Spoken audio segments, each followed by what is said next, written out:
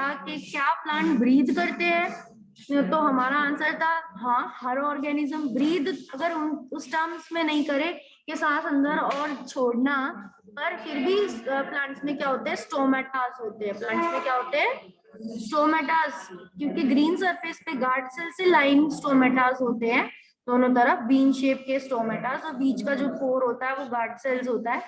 तो उनके through gas exchange, बाहर से कार्बन डाइऑक्साइड लेना और अंदर से जो वो फोटोसिंथेसिस के बाद जो ऑक्सीजन बना रहे हैं उसको बाहर देना, ये गैस एक्सचेंज करने का काम कौन करते हैं, स्टोमेटास करते हैं। तो जो ग्रीन पार्ट्स होते हैं प्लांट के, वो कैसे ब्रीथ करते हैं, they breathe through the stomata. फिर हमने बोला था कि अगर मैं बहुत ज्यादा पानी देती रहूंगी तो जो पौधा होगा उसकी जड़ क्या हो जाएगी, खराब हो जाएगी, तो उसका नुकसान हो जाएगा। अब जड़ खराब हो जाएगी तो पौधा भी क्या हो जाएगा, मर जाएगा, प्लांट विल ऑल्सो डाई।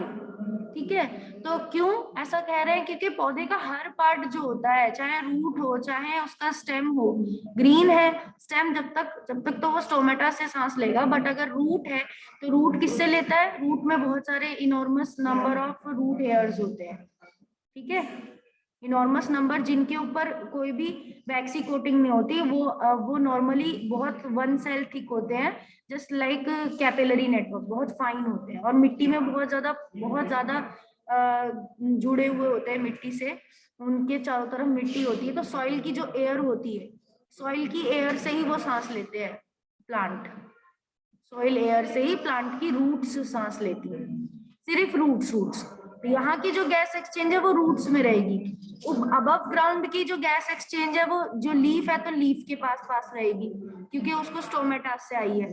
ठीक है, स्टेम है, अगर स्टेम ग्रीन है तो फिर उसके अंदर भी स्टोमेटास ही होंगे। बट अगर स्टेम कैसी हो जाए, वुड वाली बन जाए, तो वुड में किसके कौन सा सेल्स बताया था, लेंटिसेल्स। वुड में लेंटिसेल से बताया था कि वुड में लेंटिसेल से सांस लेते हैं। तो सांस लेना सबको जरूरी है, गैस एक्सचेंज करना सबको जरूरी है, बिकॉज उसी के बिना एनर्जी नहीं मिलती। और ऐसे ऑर्गेनिज्म जिनको जो ऑक्सीजन में नहीं सांस लेते उनको क्या बोला जाता है, वो क्या करते हैं, फर्मेंटेशन। फर्मेंटेशन मतलब एनारोबिक रेस्पिरेशन। फर्मेंटेशन का दूसरा नाम क्या है, एनारोबिक रेस्पिरेशन, मतलब बिना ऑक्सीजन के। प्लस एक और चीज, ग्लाइकोलाइसिस, ये फर्स्ट स्टेप होता है रेस्पिरेशन का।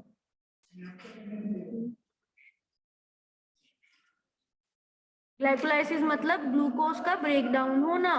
ग्लूकोज जब ब्रेक होता है तो 6 स्टेप के रिएक्शन में होता है, उसको ग्लाइकोलाइसिस कहते हैं, और उसमें पायरुवेट में कन्वर्ट हो जाता है। या आगे भी हमने कल समझ लिया था, और भी आज दोबारा से देखेंगे कि ग्लूकोज से, और ये स्टेप सब में कॉमन है, ये स्टार मार्क है, क्योंकि ये एनरोबिक में भी होता है और एरोबिक में, ये यूनिवर्सल स्टेप होता है। और ये होता कहाँ है, याद है किसी को, इसकी साइट, ग्लाइकोलाइसिस की साइट क्या होती है, किस जगह होता है सेल में ये, where does it take place. जैसे इससे पहले हमने फोटोसिंथेसिस पढ़ा था, फोटोसिंथेसिस कहाँ पे होता था, माइटोकॉन्ड्रिया। ग्लाइकोलाइसिस बेटा साइटोप्लाज्म में होता है सेल के, हमेशा साइटोप्लाज्म में। माइटोकॉन्ड्रिया में क्या बताई थी, माइटोकॉन्ड्रिया में भी एक साइकिल बताई थी, क्रेब्स साइकिल। माइटोकॉन्ड्रिया में क्रेब्स साइकिल आई क्योंकि वो एरोबिक में होती है। क्रेब्स साइकिल एरोबिक रेस्पिरेशन का मेथड है, पर ग्लाइकोलाइसिस एनारोबिक वालों के लिए होता है और एरोबिक दोनों वालों के लिए होता है। ये यूनिवर्सल है क्योंकि एनारोबिक में भी होगा ये, और it will be in the aerobic also, it will be universal, it will be for everyone. तो glycolysis is therefore taking place in just cytoplasm, उसको कोई ऑर्गेनेली नहीं चाहिए, इसीलिए तो वो बैक्टीरियाज में भी हो पा रहा है जो कि प्रोकैरियोटिक है। ठीक है, ग्लाइकोलाइसिस सब में हो पाता है, फंगस में, बैक्टीरियाज में जो फर्मेंटेशन करते हैं उनमें, क्योंकि ग्लाइकोलाइसिस से भी एनर्जी बनती है, हालांकि लेस एनर्जी बनती है, 2 to 4 ATPs बनती है बस। पर ये किसमें होता है, होता किसमें है, ये सब में होगा ये स्टेप। कौन सा, ग्लाइकोलाइसिस। और किस जगह होगा, अगर आंसर क्वेश्चन में आए 1 मार्क में, तो साइटोप्लाज्म ऑफ सेल, हर एक ऑर्गेनिज्म के साइटोप्लाज्म में। क्लियर। रेस्पिरेटरी बैलेंस शीट, एक ऐसे रेस्पिरेशन हम कर रहे हैं तो फिर रेस्पिरेशन का एक चार्ट भी बनना चाहिए कि लॉस कितना हुआ, गेन कितना हुआ, एटीपीज का मतलब इस प्रोसेस में एटीपी यूज भी होते हैं, लॉस मतलब यूज, एटीपी यूज कितने हुए, तो लॉस मतलब इस प्रोसेस के दौरान कितने एटीपी खर्च हुए, और गेन, गेन मतलब कितने उसको फायदा हुआ प्लस में, ठीक है। लॉस मतलब माइनस में और गेन मतलब प्लस में, कितने गेन हुए, और इससे इन लॉस और गेन से टोटल गेन निकालना पड़ता है, बैलेंस शीट में टोटल गेन निकालना पड़ता है, टोटल, टोटल मतलब net gain, net gain of ATP. तो इसको बनाने के लिए पूरी प्रोसेस के बाद, ग्लाइकोलाइसिस के भी और क्रेब्स साइकिल के बाद एक पूरी एक बैलेंस शीट या चार्ट बनाया जाता है, उसे बोलते हैं respiratory balance sheet. Amphibolic pathway का कहने का मतलब वही जो पहले डिस्कस किया था, कैटाबॉलिक भी है ये पाथवे, मेजोरिटी में कैटाबॉलिक है, पर थोड़े बहुत इसमें से कुछ मेकिंग भी होता है, ये कुछ बनाती भी है, तो ये एनाबॉलिक भी है, it is catabolic as well as it is anabolic. Clear हुआ? इसीलिए मिला के एम्फीबॉलिक बोल देते हैं, क्या बोल देते हैं? एम्फीबॉलिक। रेस्पिरेटरी क्वेश्चन की बात करी थी, जब भी हमारा ये होगा, whenever we will be doing this respiration, then what will be happening, there will be oxygen consumption, तो कितनी ऑक्सीजन कंज्यूम हुई फूड को ब्रेक करने में, और एज अ रिजल्ट कितनी CO2 निकली, तो output upon input is called as question. और किसका क्वेश्चन है ये? Respiratory question. How much oxygen was used and how much CO2 is produced, जब हम इसे डिवाइड कर देते हैं we get respiratory question। ये लास्ट टॉपिक है इस चैप्टर का, respiratory question. Clear? Is it clear बेटा? यहाँ तक इंट्रोडक्शन क्लियर हुआ सबको? Yes, ma'am. नाउ रेस्पिरेशन की डेफिनेशन हो गई, ठीक है, कि एनर्जी के लिए जरूरी है, लिविंग ऑर्गेनिज्म में एनर्जी चाहिए होती है हर लिविंग ऑर्गेनिज्म को, और ऐसी प्रोसेस है बायोकेमिकल जिसमें रिलीज हो रहा है कार्बन डाइऑक्साइड का भी, वाटर का भी, ग्लूकोज ब्रेक हो रहा है ऑक्सीजन की प्रेजेंस में, और एटीपी बन रहा है जो कि एनर्जी करेंसी है। ग्रीन और ग्रे ऑटोट्रॉफ होते हैं, वो क्या बनाते हैं? फोटोसिंथेसिस से उन्होंने फूड बनाया है। हर्बीवोर्स आर हेटेरोट्रॉफ, कार्निवोर्स, इन ये लोग फूड खाते हैं, रेडीमेड फूड खाते हैं। सेप्रोफाइट डेड और डिकेइंग मैटर, फंगी ये डेड मैटर से फूड लेते हैं, ठीक है। Now coming to green plants के ब्रेकडाउन करने के बाद रेस्पिरेटरी सबस्ट्रेट, वही बात जो मैं बोल रही थी, जो भी चीजें जिनका ब्रेकडाउन होगा उन्हें रेस्पिरेटरी सबस्ट्रेट कहेंगे, चाहे कार्बोहाइड्रेट, प्रोटीन या फैट या ऑर्गेनिक एसिड्स।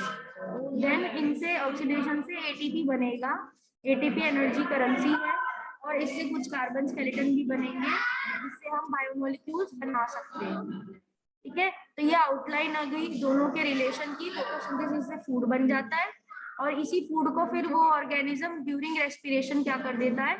ब्रेक कर देता है, ताकि उसे क्या मिले? एटीपी मिले।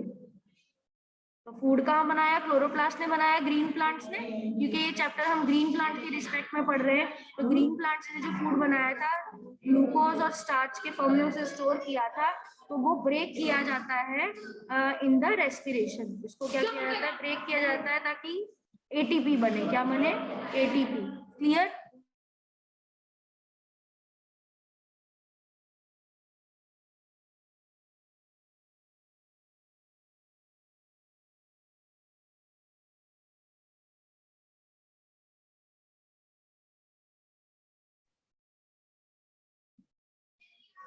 Mechanism of exchange of gases. Plants required oxygen for respiration. No specialized organs for gaseous exchange. Stomata और lenticels हैं। और क्यों नहीं चाहिए इनको इतनी ज्यादा एनर्जी? ये एनर्जी नहीं चाहिए तो रेस्पिरेशन क्यों करेंगे? मतलब कहने का मतलब प्लांट्स को रेस्पिरेटरी ऑर्गन ही नहीं बनाने पड़े, क्योंकि उनको कम एनर्जी डिमांड्स है। उनको एनर्जी क्या है? डिमांड्स कम है, बिकॉज एक तो उनका हर पार्ट क्या कर रहा है? अपने लिए खुद ही गैस एक्सचेंज कर लेता है। रूट्स अपने लिए खुद ही गैस एक्सचेंज कर रही है सॉइल से, ठीक है। स्टेम अपने लिए खुद ही, उसके पास जो स्टोमेटा उससे एक्सचेंज कर ले रहे हैं, लेंटिसेल से कर ले रहे हैं, नहीं तो, और पत्ते अपने लिए खुद ही कर लेते हैं। तो इसीलिए उन्हें कोई रेस्पिरेटरी सिस्टम बनाने की जरूरत नहीं पड़ी, और उनको ज्यादा ऑक्सीजन उनकी डिमांड भी नहीं है, बिकॉज के प्लांट में डेड सेल्स भी बहुत ज्यादा होते हैं, ठीक है। लिविंग सेल्स तो कम हैं, बट डेड सेल्स भी बहुत ज्यादा अमाउंट में, प्लस वो स्टेशनरी रहते हैं। क्या रहते हैं? वो एक जगह पर प्लांट्स मूव नहीं करते तो स्टेशनरी रहते हैं, इसीलिए कुछ रीजन हैं कि प्लांट को रेस्पिरेटरी ऑर्गन्स नहीं चाहिए।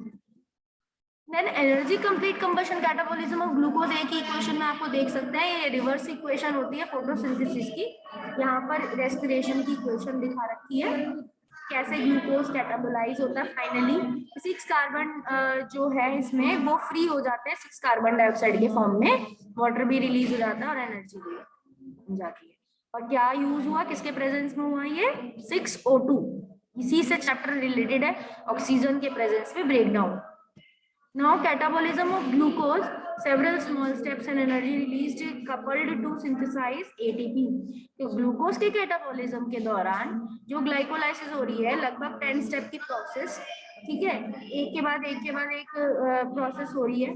तो उसमें क्या हो रहा है, सेवरल स्टेप्स में कहीं कहीं पे बीच बीच में क्या होगा, कहीं पर एक सबस्ट्रेट से दूसरे सबस्ट्रेट के बनते वक्त कुछ लास्ट के रिएक्शंस, 10 में से लास्ट के 4 इक्वेशंस में क्या होगा, एडीपी में ऐसा होगा कि एडीपी में इस सब्सटेंस का, जैसे यहाँ पे मान लो ए सब्सटेंस है, ए बी में बदल रहा है, तो ए से एक फॉस्फेट निकलकर एडीपी में जुड़ जाएगा ए कंपाउंड से और बी कंपाउंड बन जाएगा फाइनली।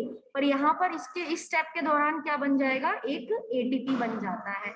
ये बोलना चाह रहा है ये वाला पॉइंट कि सेवरल स्मॉल स्टेप्स ऐसे होंगे इस साइकिल में जहां पर एनर्जी बनेगी एंड वो भी कपल कर दिए जाएंगे, दे विल बी कपल्ड, दो steps will be coupled to synthesise ATP, उनकी वजह से एज अ रिजल्ट एटीपी बन जाएगा। क्योंकि कुछ ऐसे उस इसमें जैसे कि अभी हम देखें ग्लाइकोलाइसिस की बात ये कर रहा है, तो ग्लाइकोलाइसिस का अगर हम इक्वेशन देखें, ये रही इक्वेशन पूरी की पूरी 6 रिएक्शंस।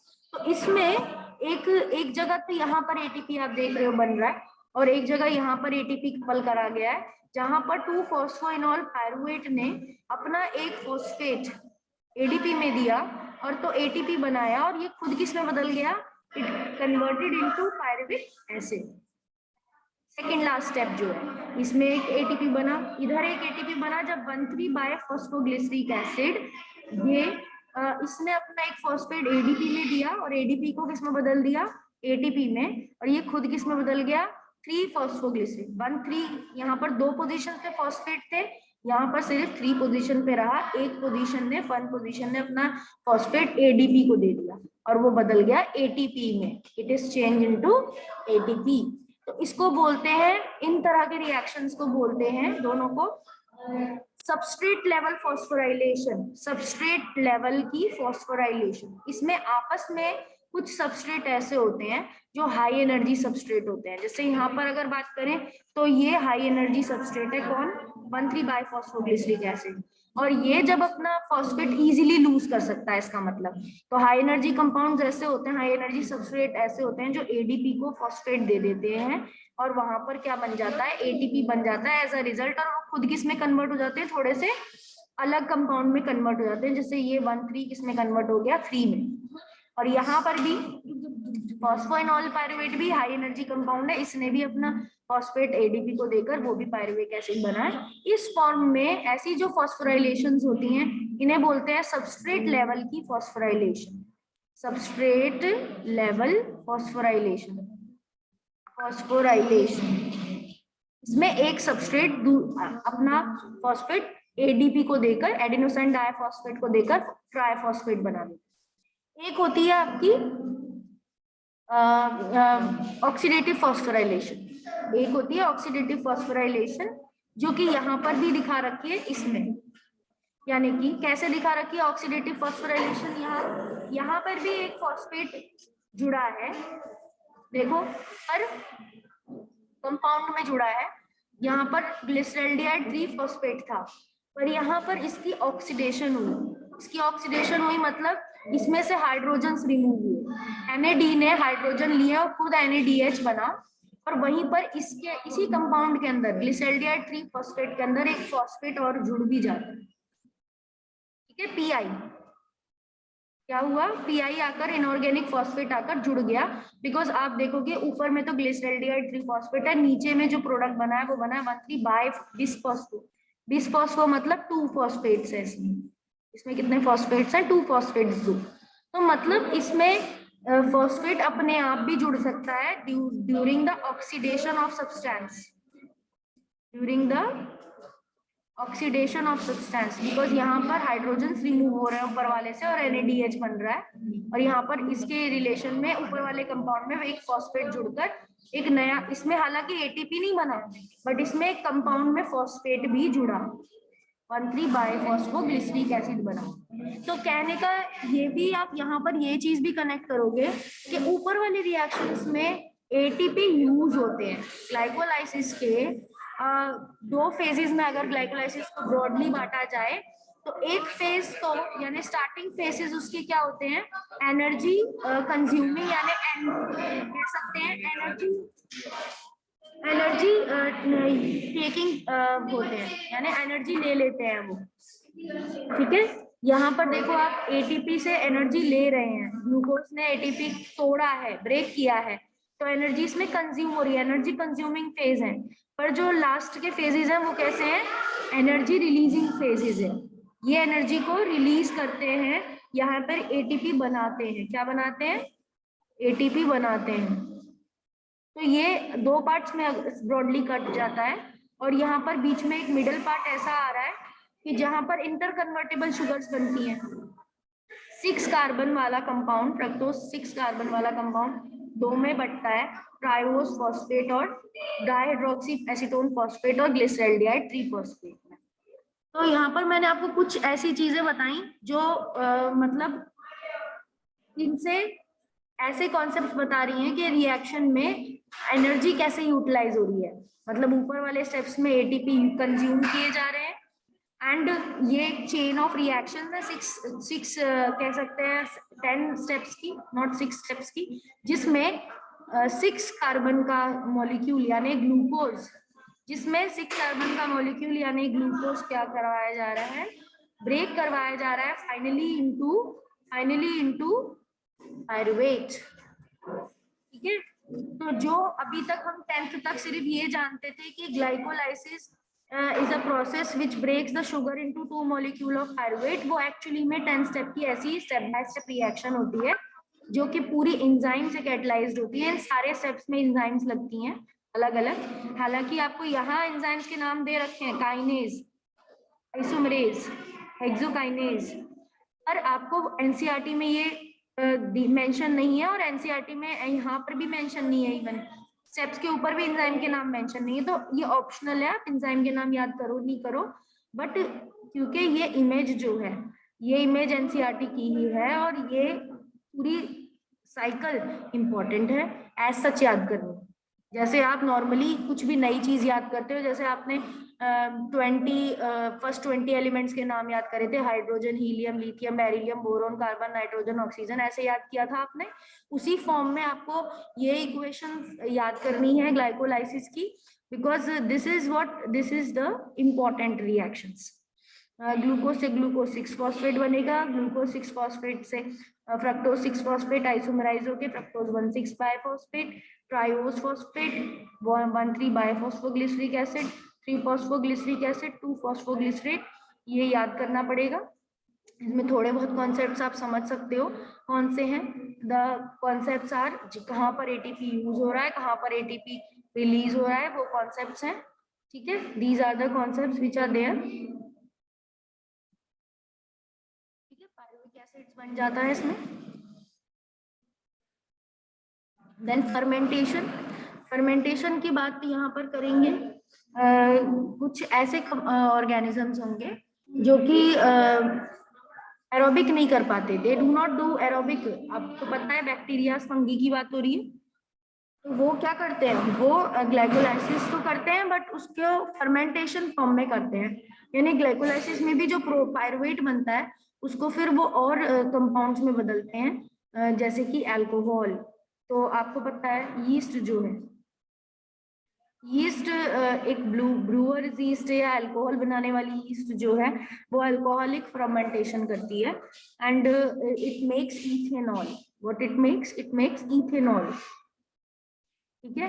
एरोबिक रेस्पिरेशन में Krebs cycle, complete oxidation of CO2 and H2O, यहाँ पर कंप्लीट ऑक्सीडेशन रहता है एरोबिक के केस में, बट यहाँ पर अल्कोहल बनता है, पूरा पूरा नहीं ब्रेक होता, अल्कोहल रहता है।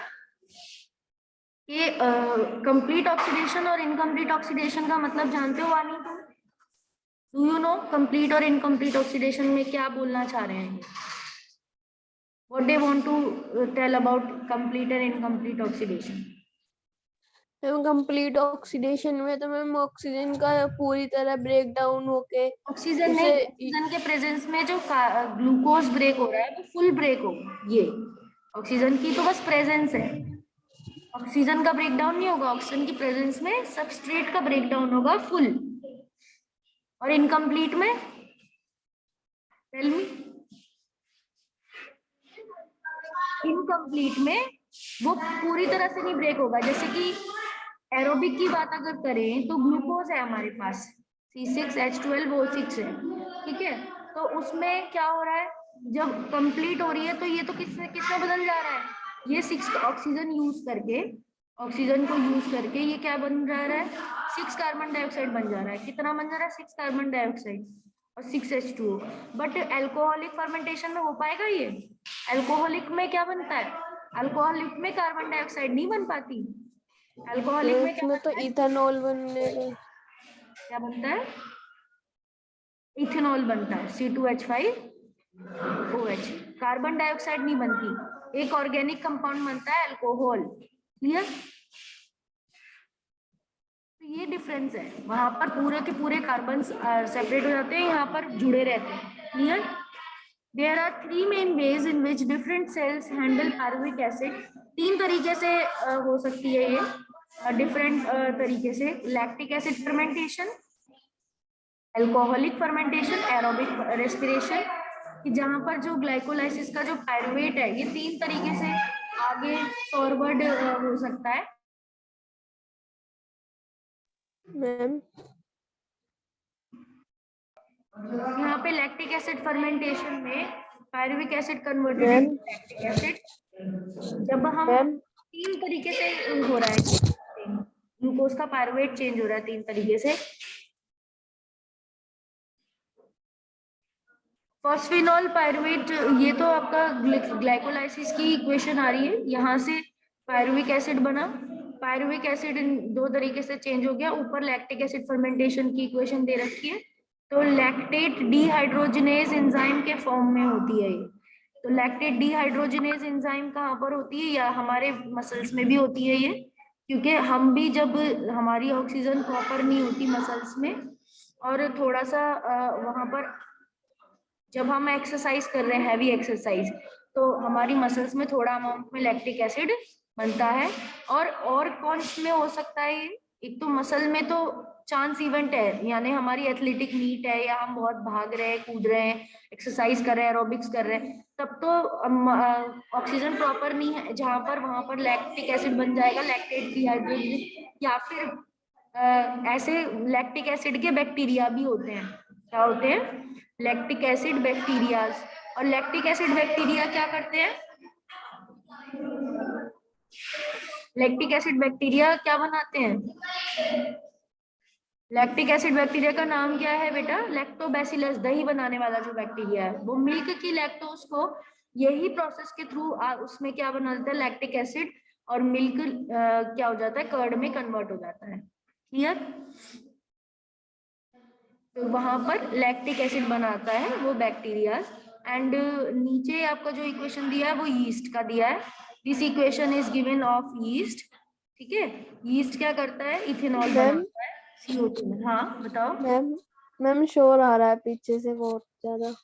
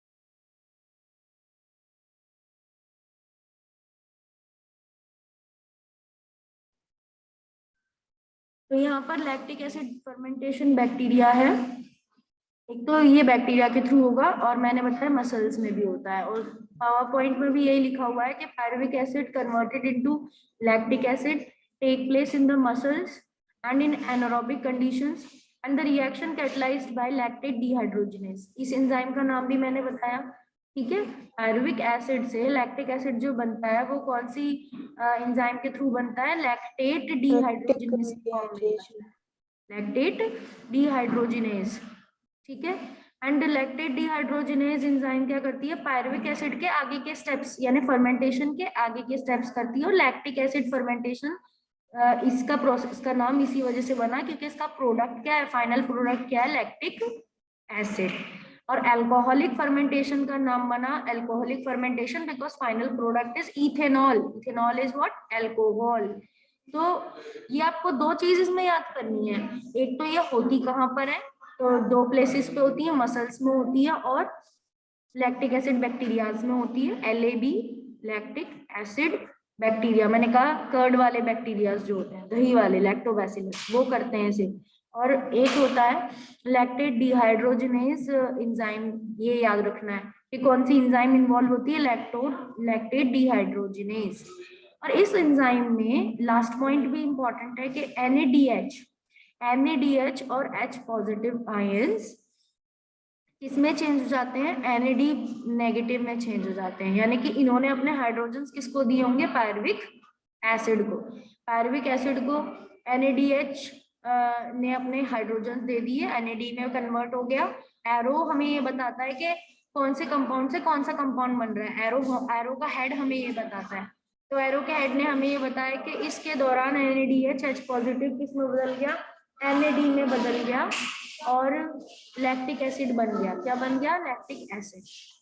पायरुविक एसिड इधर एथेनॉल में चेंज हुआ है और NADH और H पॉजिटिव NAD पॉजिटिव में NAD प्लस हो गया और पायरुविक एसिड से इथेनॉल बना है। क्या बना है? इथेनॉल।